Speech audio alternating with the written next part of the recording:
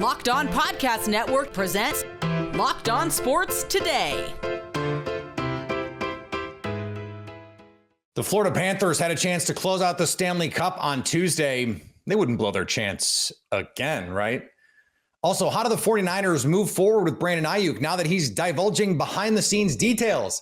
And will the Dolphins say, we're good when it comes to a long-term contract for Tua? I'm Peter Bukowski, starting your day with the can't-miss stories and biggest debates in sports. You're Locked On Sports Today. Searching all major sports. Found. Let's start with the biggest story. For the second straight game, the Florida Panthers had a chance to close out the Stanley Cup. And for the second straight game, they could not do it. They've now been outscored in the last two games, 13-4, a 5-3 Game 5 win for the Edmonton Oilers, who are now squarely back in this series. Armando Velez from Locked On Florida Panthers joins me now. And what has changed in the last two games to flip this final on its head? It has been Connor McDavid. He has arrived in this series. I mean, he got 3 assists in the first 3 games for the Edmonton Oilers, but as far as goal scoring, it was really the depth scorers who were getting on the score sheet for the Edmonton Oilers. And also, the Panthers penalty kill had not allowed a single goal in the first 3 games, and now there's 3 in the last 2. I mean, it was very encouraging after game 3, where the only one that you gave up was on a 5-on-3, and it was after 3 quarters of that 5-on-3 too for the Panthers. But really for the Panthers too, I mean, it's really about their inability to defend the Oilers' speed too. Their gap control is not there, so it's also getting them into going to the box too. So that's another thing for the Panthers. And the special teams too. I mean, their power play is out of sorts. I mean, in game 4, we saw Brandon Montour be replaced by Oliver Ekman-Larsson on that top power play unit too. And for the actual forward lines, the Tkachuk, Verhaeghe, Bennett line was a -5 in the Stanley Cup Final in 2 games between games 2 and 3. And I'm surprised they didn't change it earlier, but they changed it in this one. And the Panthers got it going once they got that change. So Paul Maurice has pressed the right buttons, but in this time it was a little too late. If you just looked at the numbers of this one, you would say, well, Florida, they were the aggressors. More shots on goal, double the hits, winning the faceoffs much more consistently. What are the numbers missing that the actual play on the ice is capturing? It's all about timing for the Panthers. I mean, and these are polar opposite styles for the Florida Panthers and the Edmonton Oilers. The Edmonton Oilers is a team that gets out to leads and holds on to leads, while the Panthers are usually tied, going after 20 minutes and then enforcing their will later in the games as the Panthers pace themselves. I mean, yeah, there's a point that where almost 20 minutes you get one shot on goal for the Panthers, but really it's really about their inability to dictate the pace early, and some mistakes for the Panthers, especially for them, just really cost them. I mean, when you look at this, the Panthers are one of the best 5-on-5 teams in the entire league, and only one of the 5 goals tonight was at 5-on-5. So yeah. I mean, that's really what it came down to: special teams for the Panthers. So how do they get this back on track? There is going to be a metric ton of pressure on the Panthers in Game 6. Now it seems like all the pressure has now shifted back to the Panthers. So how do they get back on track? Well, good news is after Matthew Tkachuk hadn't scored a goal and only had 1 goal in 15 games, he got a goal and a primary assist tonight for the Panthers. So that's a little bit encouraging.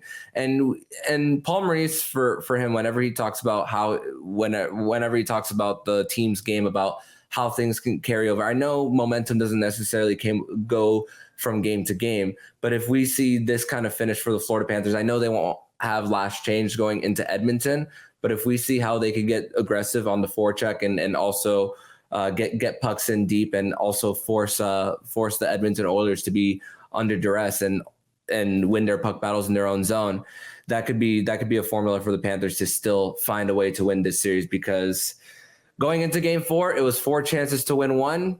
You're running out of chances though if you're the Panthers. You mentioned Connor McDavid's arrival in the series. I was getting ready just a couple of days ago to talk about how, hey, look, the Celtics, they were going against a team that they didn't have the best player, the other team did. And the Panthers, hey, they were going against a team that didn't have the best player, the other team did. This one's starting to close down a little bit. So how do the Panthers close that gap? How do they find the little advantages to make up for the fact that, we saw this, the last goal, the clincher, Connor McDavid, that was just Connor being a virtuoso talent. That was just him getting his. And that's really hard in these pressure moments to not have that guy on your team. So how do the Panthers find the answer? Yeah, and Connor McDavid, 42 points now, which now he is 6 points away from the all-time record in a single postseason too. So it's just really about getting your proper matchups. And for the Panthers going into this one, now that they're going to have the lines of Verhaeghe, Reinhart, and Barkov going into that, that's a line that you can match up, even though they won't get last change in when it shifts to Alberta. But for them, it's really about just getting pucks in front of Stuart Skinner, making him feel uncomfortable for them too. I mean, for the Panthers, I mean, credit to the Edmonton Oilers. I mean, they're over. I think they're over 95% on the penalty kill this postseason too. So it really comes down to just scoring on the power play, because the Edmonton Oilers have more shorthanded goals than the Panthers do have power play goals in the series. So that's not that you're not going to win this series if you are giving up more on the man advantage. So that's really for the Panthers. That when they step on the ice for it in a practice setting again, I think that's really going to be a big emphasis, because Oliver Ekman-Larsson at the beginning of the season, when Montour was out for the first 16, he was on that top power play unit. So it's not something that the Panthers haven't seen before with Oliver Ekman-Larsson on that top unit. Stay up to date all year on the Florida Panthers by subscribing to Locked On Sports today and Locked On Panthers on your favorite podcast app and on YouTube. And be sure it's the Florida Panthers, not the Carolina Panthers. Thanks for making Locked On Sports today your first listen. Coming up, what is up with the Brandon Aiyuk and 49ers relationship? Before we answer that, baseball lost a legend. Summertime means baseball, and baseball brings lots of prop bets. You can bet on all of it at FanDuel. Right now, new customers get $200 in bonus bets with any winning $5 bet. That's $200 you can use to bet everything from strikeouts to hits to who's going to hit one out of the park. The Seattle Mariners are finishing their series against the Cleveland Guardians today. FanDuel likes the Guardians to win and has their money line minus 130. FanDuel also likes a pitcher's duel, the total set at 8. Visit FanDuel.com/lockedon and add a big win to your summer bucket list. FanDuel, America's #1 sportsbook. If you're catching this episode after hearing your favorite Locked On show, make sure to subscribe to Locked On Sports today on YouTube or wherever you get podcasts so you never miss an episode. On the diamond, the Marlins got a rare win in extra inning thriller against the Cardinals. Exciting game to watch, That's what it's all about day in and day out. Only one team can win the World Series. Only a few teams are going to make the playoffs, but day in and day out, nonstop, right? To just be exciting and to just, to know. Here, hold on. I'm watching the story of the game here. I love MLB.com. Paul Goldschmidt passed George Foster on the all-time home run list, hit his 9th tonight off Roderick Munoz. Good Lord. Everyone hit a home run tonight, by the way. Everyone hit a home run in this game. We'll take you through it. And Munoz actually had good stuff, which is interesting, and Lance Lynn didn't, which is also interesting. But I've been watching replays all day of Jesus Sanchez hit a 3-run bomb, man, in the bottom of the first inning. The Reds got a brilliant pitching performance in a win over the Pirates. That was an all-star performance by Nick Lodolo. What's up? This is Jeff Carr from the Locked On Reds podcast, and the Cincinnati Reds get a 2-1 win in Pittsburgh on Tuesday night as Nick Lodolo could not be touched. All right, he got touched one time, one pitch by Ke'Bryan Hayes was a home run, but a solo home run in the 7th inning. 7 strong innings by Nick Lodolo, 8 strikeouts, just 4 hits, 0 walks. This is the kind of stuff that gets you to the Midsummer Classic. I don't know how you can keep him out at this point because he's just pitching so good right now. The fastball is working, the breaking ball, slider, curveball, whatever it is, and the changeup has evolved. We're talking about a really good changeup now. Nick Lodolo is a dangerous man on the mound, and when he is pitching, the Reds have a better chance than most to get the win.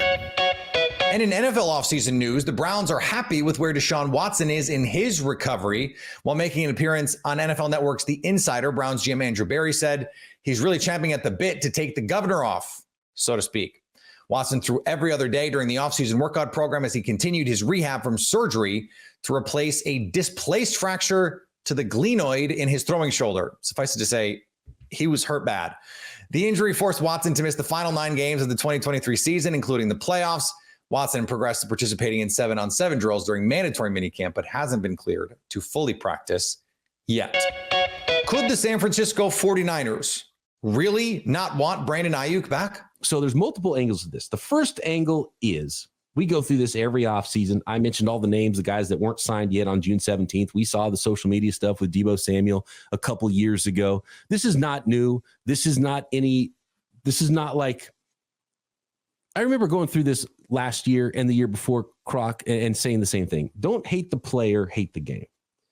And by that, I mean, and this is for everybody. This is for the fans and the listeners of this show. Don't hate Brandon Aiyuk. Don't hate the 49ers. They're trying to do right by what their objective is, and they're negotiating. And that's what this is. So that's the game. Don't hate the team or the player for where they're at. Hate them if something crazy happens, right? But nothing crazy has happened yet. This isn't even off the rails. This isn't even remotely out of the ordinary right now. And we've been through this. So, it's hard because I think fans, I think media in a lot of cases, maybe including us, Croc, I think sometimes the player himself, it's hard. Yeah. When you see how the sausage is made, I think it's best for everybody if this stuff wasn't public at all. And I think that's why the 49ers like things to not be public when they're negotiating a contract. It's much better to let the agent and the team work this out in private, and then the player hears about what the offer is and then goes, because if you get too personally invested, fans get upset, the player gets upset. And so you start to get a lot of people that get a lot of feelings and emotions about something that they probably shouldn't have, because I don't think we're meant to know every step of this throughout, right? But with social media, we get a lot more now than we ever did when it comes to negotiations. So I want to remind everybody, this is not out of the ordinary. Don't hate the player, hate the game. I do have a little bit of a problem with Brandon Aiyuk. I don't have a problem with it. The social media stuff is what it is. Klay Thompson took the Warriors off of his. So, by the way, Klay Thompson, he's 35 years old. Yeah, I think he's 34, 35 years old. I think it'll be his age 35 season next year. So we're playing the Instagram game. We're playing the who's following who game. 35 years old. I thought Klay Thompson might be beyond that. But I think part of it is when players, and Justin Fields did that with the Bears this offseason, he just didn't. It's like you don't want to follow your ex-girlfriend on Instagram, right? See all the things she's doing. You just don't want to see that. And so I think, with Klay Thompson and with Justin Fields earlier this offseason, they stopped following the team. And it's like they just don't want to see it. It's just something they don't want to keep seeing on their feed, right? And I could see how that would, just get. He's like, I don't want to deal with this right now, but I'm going to take it off of there because I just don't want to see it. I don't want to deal with it. Yeah, I get it. I get it, right? But I feel like an ex-girlfriend is a lot different than like business and a big chapter of your life, in the sense of why we know who Klay Thompson is. It's removing the Warriors and all the good things, all the good memories. Like, you'll have fans for life because of your years, your terrific years, your championship runs with that squad. So I think at this point in your career, to remove the Golden State Warriors, that is a little petty. That is a little petty. It feels a little childish. Like you're playing the Instagram game. That's like, I feel like what kids do. Young guys in their early 20s maybe still doing it. And that still doesn't feel right. Like, you're a professional playing the social media game. I mean, I know it is what it is. And, folks that are younger than me might feel different about it, the way they came up versus the way I came up. But, some of it's just feels kind of silly. Stay up to date all year on the San Francisco 49ers by subscribing to Locked On Sports Today and Locked On 49ers on your favorite podcast app and on YouTube. Coming up, could the Dolphins consider just not paying Tua? Tua Tua Tagovailoa is the next quarterback up for a big raise. Well, him and Jordan Love. Locked On NFL host James Rapine and Chris Carter wonder if it's a given that the Dolphins sign him to big money. We haven't seen him take over a whole year and go wire to wire like, hey, I'm a bad dude and I run this. And that's where, if I'm paying super quarterback money, I need to know that you can do that, because that is the biggest thing. That is when the drop off for roster construction starts to happen, because like you can still add to your roster, but when you start paying a quarterback $50+ million a year, which is what Jalen Hurts, Lamar Jackson, Justin Herbert, Jared Goff, Joe Burrow, and Trevor Lawrence all make on average with their contracts, that takes up such a huge chunk of your salary cap. And that means you better hit in the draft a lot in your development of your roster, because you can only pay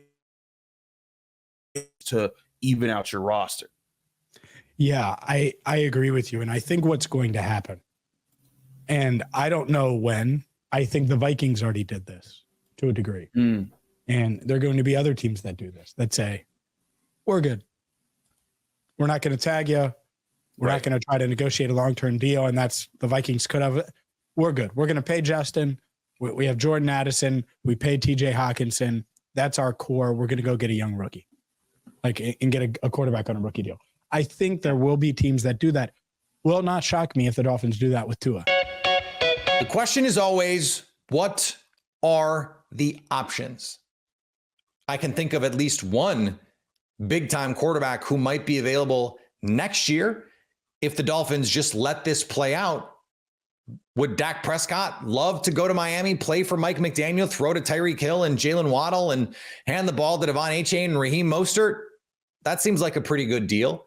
But you'd have to know now that that is a potential option for you. You might have to know that it is more than just an option. You'd have to know that it was something that Dak would be interested in. Of course, you'd have to know that within the guidelines of the rules.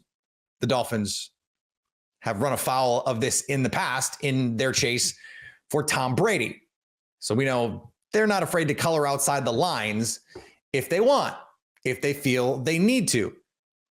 But that's a pretty big gamble. And this is a team that wants to compete right now.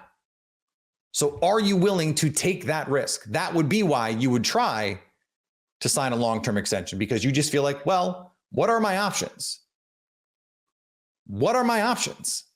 What can I do if I don't sign Tua to $50 million a year? Well, I can use that money on other things, but I don't have a backup plan right now. I don't have a future plan right now. You are only as good as your options. Your choices can only ever be as good as your options. And right now, Miami does not have a lot of options unless they want to, call the Cowboys and say, hey, we'll trade you Tua, or we'll trade you Tyreek for Dak Prescott, with the understanding that Dak has to agree to that, and then you figure out the contract situation from there. This is a difficult situation for Miami to be in, and I don't envy the Dolphins, because with Tua's skills, they're abundant. When he plays on time, plays in rhythm, he's really accurate. He's really good. But there are obvious limitations: the size, the injury questions, the arm strength questions. So what are you getting? Is he a bus driver or a passenger on the bus? If the answer is the latter, you want to do everything you can to avoid paying him $50 million a year with guaranteed money you can't get out of. But you're only as good as your options. What are Miami's? And finally, arguably the greatest player in baseball history passed away. And that very night, arguably the greatest meme in baseball history paid homage. Nick Castellanos is the picture of consistency. If something bad happens in the world, he will come up with a big hit. Or the internet will pretend like he came up with a big hit. This time, it was life imitating art. Castellanos was the fourth straight hit for the Phillies in the ninth inning as he hit a walk-off ground rule double to seal the win. We should be live betting Castellanos when something bad happens. This is remarkable, and it is a fitting tribute to, for my money, the best baseball player ever. If you're catching this episode after hearing your favorite Locked On show, make sure to subscribe to Locked On Sports Today on YouTube or wherever you get your podcasts so you never miss an episode. Also, if you're a new subscriber to Locked On Sports Today, we're here for you with the biggest stories in sports every day. Coming up on the next Locked On Sports Today, who is in position for the best summer in Major League Baseball? So at least until tomorrow, stay locked on sports today. Locked On Podcast Network presents Locked On Sports Today. For more episodes of Locked On Sports Today, go to our video on demand. Click on sports at the top of your screen. There, you'll find past episodes of Locked On Sports Today, plus other Locked On shows on demand.